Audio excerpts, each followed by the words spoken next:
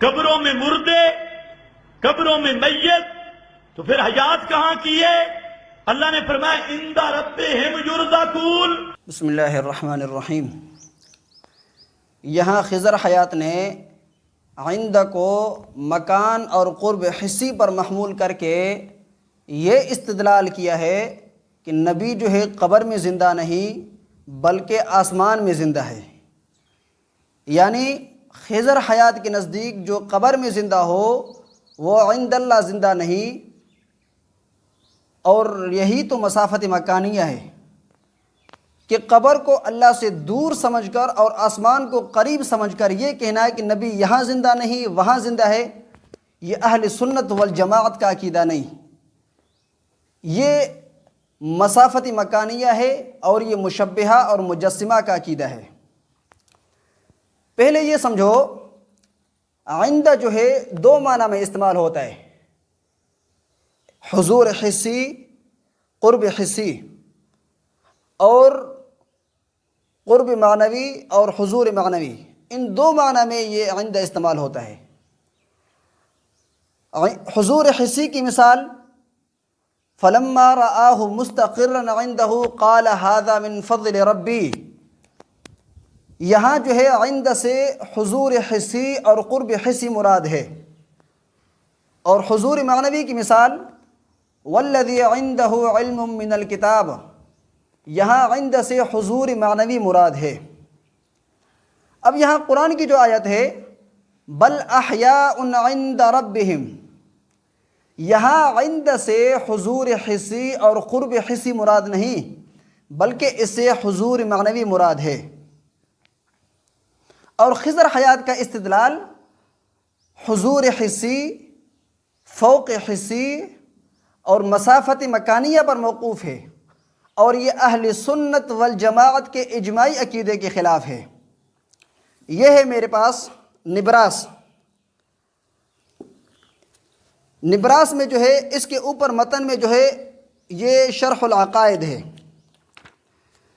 شرح العقائد میں علامہ تفتازانی فرماتے ہیں وَإِذَا لَمْ يَكُنْ فِي مَكَانٍ لَمْ يَكُنْ فِي جِهَةٍ، جب اللہ تبارک و تعالیٰ کسی مکان میں نہیں تو کسی جہت میں بھی نہیں۔ تو یہاں یہ بات ذہن میں رکھیں کہ جہت جو ہے دو معنی میں استعمال ہوتا ہے۔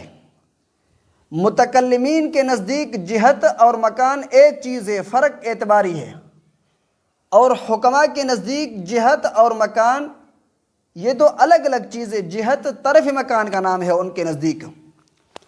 اب متکلمین کے نزدیک جہاں جہت کی نفی ہوگی وہاں التزاماً مکان کی نفی ہوگی، اور جہاں مکان کی نفی ہوگی وہاں التزاماً جہت کی نفی ہوگی۔ اور حکماء کے مذہب کے مطابق جہاں جہت کی نفی ہوگی وہاں لزوماً مکان کی نفی ہوگی، اور جہاں مکان کی نفی ہوگی وہاں لزوماً جہت کی نفی ہوگی۔ یہ ہے میرے پاس شرح العقائد۔ اس کے حاشیہ میں صاحب نبراس فرماتے ہیں کہ الجہت تطلق علی معنیین منتہی الاشارات اور نفس الامکنہ۔ منتہی الاشارات یہ حکماء کا مذہب ہے، اور نفس الامکنہ نفس مکان یہ متکلمین کا مذہب ہے۔ تو اب جو ہے جہاں جہت کی نفی ہوگی وہاں مکان کی بھی نفی ہوگی، اور جہاں مکان کی نفی ہوگی وہاں جہت کی بھی نفی ہوگی۔ یہ ہے میرے پاس شرح عقیدۃ الامام الطحاوی، ابو حفص الہندی کی ہے، یہ شرح ہے عقیدۃ الطحاویہ کی۔ اس کے متن میں جو ہے امام طحاوی رحمۃ اللہ علیہ نے امام اعظم ابو حنیفہ اور صاحبین کا عقیدہ نقل کرتے ہیں۔ وہ فرماتے ہیں کہ ولا تحویہ الجہات الست، اللہ تبارک و تعالیٰ کو جہات ستہ محیط نہیں، یعنی اللہ تبارک و تعالیٰ جہات اور مکان سے پاک ہیں، اللہ تبارک و تعالیٰ کی ذات جہت اور مکان سے پاک ہے۔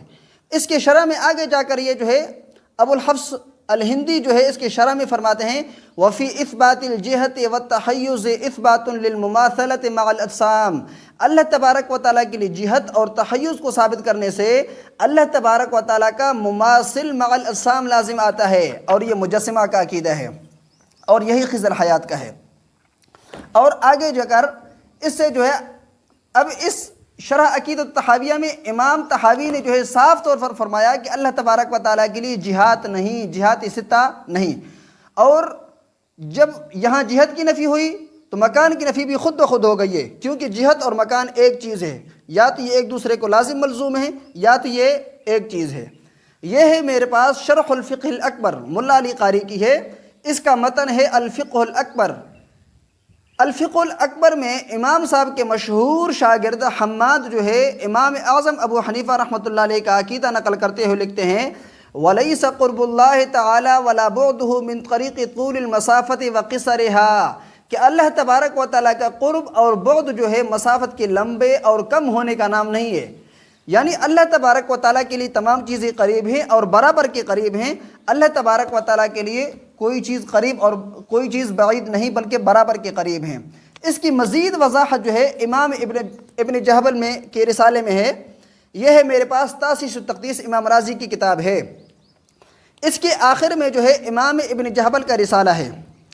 امام ابن جہبل جو ہے اس مسئلے میں جو ہے تفصیل کرتے ہوئے لکھتے ہیں فَلَيْسَ شَيْءٌ أَقْرَبُ إِلَيْهِ مِنْ شَيْءٍ، اللہ تبارک و تعالیٰ کے لیے ایک چیز دوسری چیز سے زیادہ قریب نہیں۔ اور آگے فرماتے ہیں وَأَنَّ نِسْبَةَ الْجِهَاتِ إِلَيْهِ تَعَالَى عَلَى التَّسْوِيَّةِ، تمام جہتوں کی نسبت اللہ تبارک و تعالیٰ کے لیے برابر ہے، یعنی آسمان والے جتنے اللہ سے قریب ہیں زمین والے بھی اللہ سے اتنا ہی قریب ہیں۔ یہ نہیں کہ آسمان والے اللہ سے زیادہ قریب ہوں اور زمین والے کچھ کم قریب ہوں، یہ نہیں، کیونکہ اللہ تبارک و تعالیٰ کے لیے مسافت مکانیہ نہیں۔